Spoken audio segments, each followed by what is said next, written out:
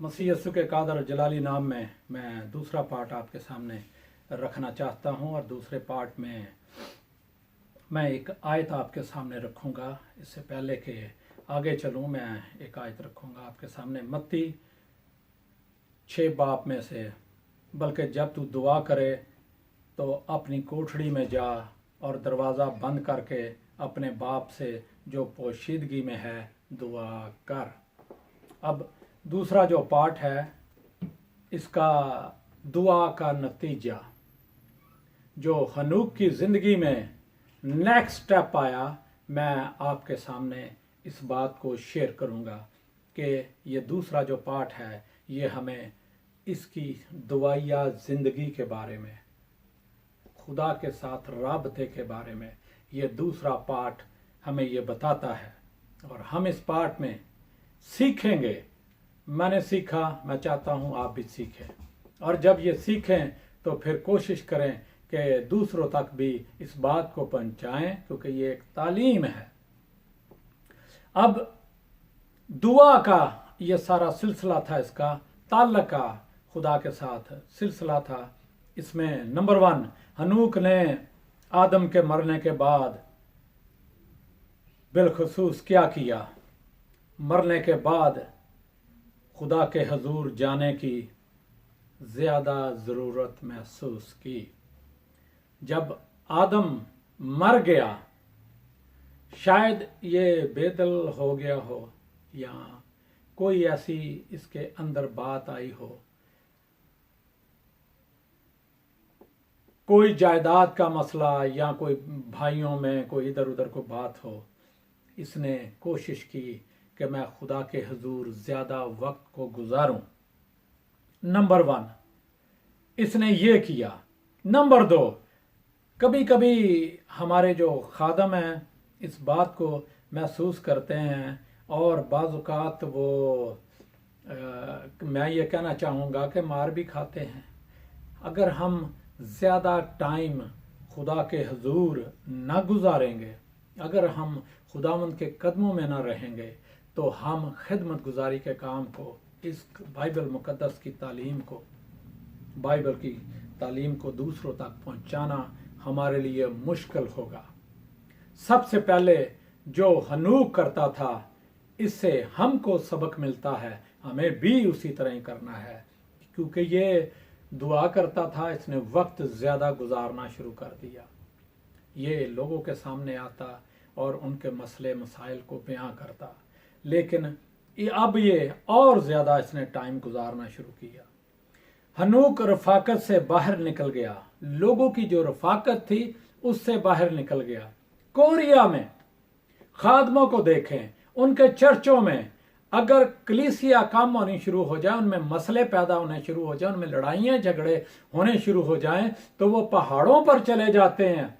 क्यों जाते हैं? इसलिए जाते हैं कि हम खुदा के साथ राबता करें, हम खुदा के कदमों में रहें, और 7-7 दिन बल्कि एक महीना 40 दिन रोज़े भी रखते और पहाड़ों पर रहकर खुदा से राबता करते हैं।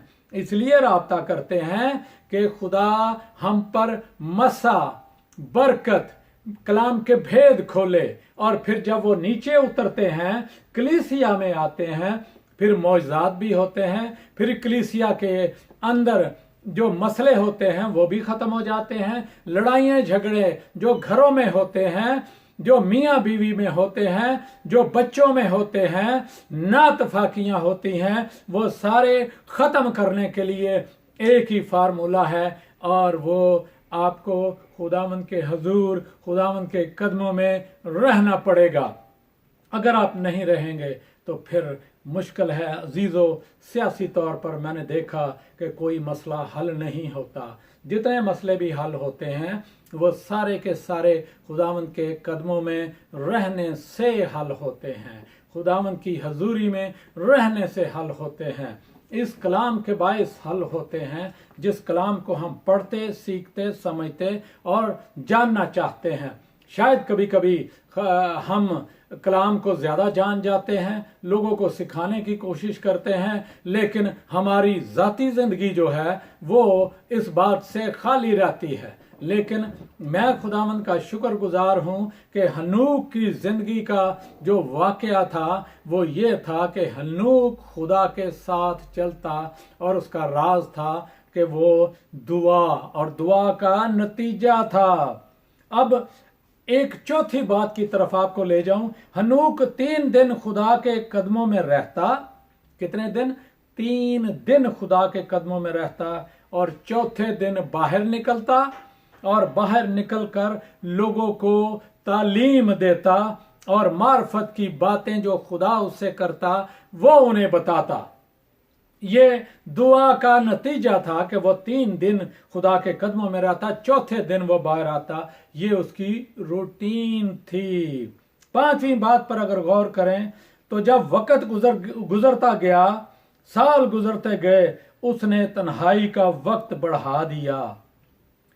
उसने लोगों में से रहने का वक्त निकाल दिया और तन्हाई में ज्यादा वक्त खुदा के साथ गुजारना शुरू कर दिया।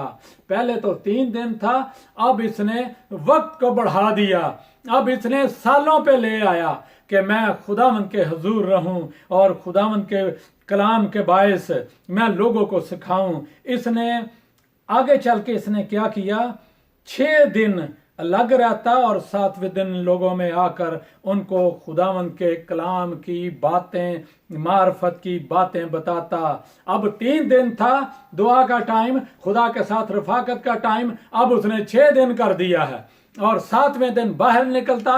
बाहर निकलकर फिर वो लोगों को बताता, तालीम देता, और लोग इस बात से खुश होते, और खुदावंद के जो मार्फत थी उसकी बातों की मुनादी करता था, खुदावंद के कलाम की मुनादी करता था, खिदमत गुजारी के काम को करता था। उसके बाद वो साल में 1 बार लोगों के सामने जाहिर होता। ये 6ठी बात है, साल में 1 बार। अब देखें, अब उसने बिल्कुल तन्हाई में वक्त को गुजारना शुरू कर दिया। यूं कहें वो जंगलों में चला गया, यूं कहें वो घर में रहता था, तन्हाई में रहता था, खुदा से बात करता था।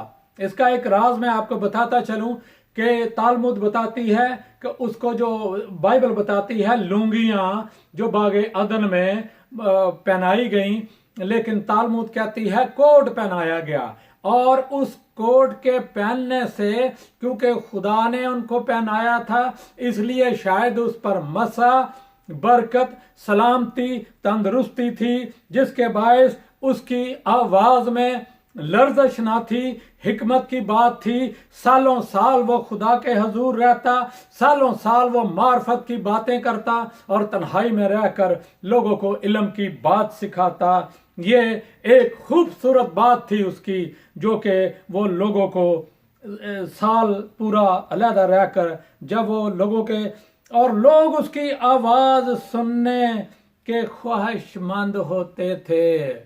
लोग क्या करते थे? सालों साल जब खादम ज्यादा देर वक्त दुआ में गुजारेंगे, फिर लोग आपके पीछे पीछे फिरेंगे, फिर खादमों को लोगों के पीछे जाना नहीं पड़ेगा। आज खादम पीछे जाते हैं इसलिए कि वो दुआ कम करते हैं और तालीम ज्यादा देने की कोशिश करते हैं। काश हम दुआ ज्यादा करें ताकि खुदा हमारे साथ हो और लोग पीछे पीछे आना शुरू करें, चलें पीछे और बात को सुने। उसका चेहरा नूरानी था। जब आप खुदा से राब्ता रखेंगे, दुआ ज्यादा करेंगे, फिर चेहरे पर रूहानियत होगी, आपका चेहरा नूरानी होगा कि लोग उसे देख न सकते थे, उसके चेहरे को देख नहीं सकते थे। मूसा जब पहाड़ से नीचे उतरा तो उसने अपने मुंह को छुपा लिया। लोगों ने कहा कि मूसा हम तेरे चेहरे को देख नहीं सकते, क्योंकि वो खुदा की रफाकत में रहता और नीचे आता। लोग डरते थे। ये खुदा के हुजूर रहता था, इसलिए लोग भी, हालांकि ये कुछ भी नहीं कहता था, लेकिन लोग इससे डरते थे। डरने की वजह ये थी कि उस पर नूर था और उस नूर को लोग देख नहीं सकते थे। ये वजह थी। 7वीं बात, वो इतना मुकद्दस हो गया कि वे लोगों में आता, लोग खौफ ज़दा होते। इतना मुकद्दस हो गया कि लोगों में आता और लोग क्या होते, खौफजदा होते और उसका सामना करने की जुर्रत ना करते, उसका सामना करने की जुर्रत ना करते। आज के बाज़ों का देखने में आया है खादमों को लोग बेइज्जत करते हैं, बहुत सी बातें कहते हैं। क्यों कहते हैं? क्योंकि शायद उनके पास रूहानी मेयार नहीं होता। हमें खुदा के हुजूर झुकने की बात है, दुआ करने की बात है। ये 3 दिन 6 दिन फिर साल के बाद आता और लोगों इतना नूरानी चेहरा हो गया। साल खुदा उनके कदमों में रहेंगे। जब आप बाहर आएंगे तो हिकमत की बात तो आपके अंदर होगी, जलाल की बात तो होगी। जब आप बोलेंगे बरकत तो आपसे निकलेगी, इल्म तो आपसे निकलेगा। और क्योंकि ये सारा कुछ खुदा की तरफ से था और जब वो बोलता लोग उसके इल्म से सीखते और उसके सामने झुकते, लोग उसके सामने झुकते और बुलंद आवाज में पुकारते, बादशाह जिंदा रहे। उसको बादशाह मानते थे, बादशाह जिंदा रहे। आज लोग खादमों की इज्जत क्यों नहीं करते? इसलिए कि शायद उनका वो मयार नहीं बनता जिस पर रहना चाहिए खुदा उनके कदमों में और बरकत पानी चाहिए। 8वीं बात मैं आपके सामने शेयर करूं।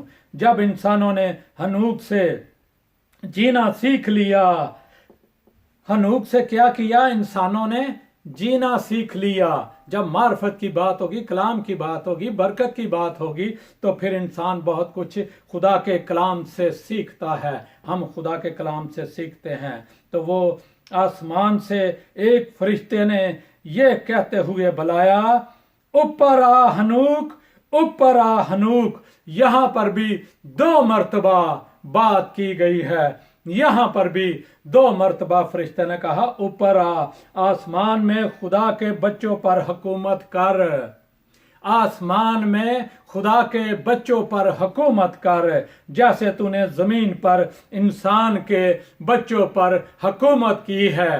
खुदा हमें इस बात के लिए तैयार करता है। अगर हम इतने खालस हो जाएंगे, इतने बेहतर हो जाएंगे, तो फिर खुदा हमें ऊपर बुलाएगा और हमारी इज्जत करेगा। शागिर्दों को कहा कि तुम ठहरे रहो जितनी देर तक तुम्हें पाक रूह ना मिल जाए, तकवीयत ना मिल जाए, ताकतवर ना हो जाओ, यहाँ यरूशलेम में ठहरे रहो। मैंने आपको बताया कि इब्रानी में हनूक का मतलब तकदीस किया हुआ, ये बर्तन पाक किया हुआ था, ये अंदर से पाक किया हुआ था। आज के कलाम के बायस खुदावंद मुझे और आपको बरकत बख्शे। इस कलाम को प्लीज दूसरों तक शेयर करें, क्योंकि ये एक तालीम है और तालीम का दूसरों तक जाना बड़ा जरूरी है। इसको शेयर करें ताकि आप लोगों ने बरकत पाई है, मैंने बरकत पाई है, लोग भी बरकत पाएं और दूसरे लोग भी बरकत पा सकें। अब मैं तीसरे पार्ट की तरफ आना चाहता हूं। खुदा उनके फजल से तीसरा पार्ट आपके सामने मैं लेकर आता हूं। खुदा बरकत दे।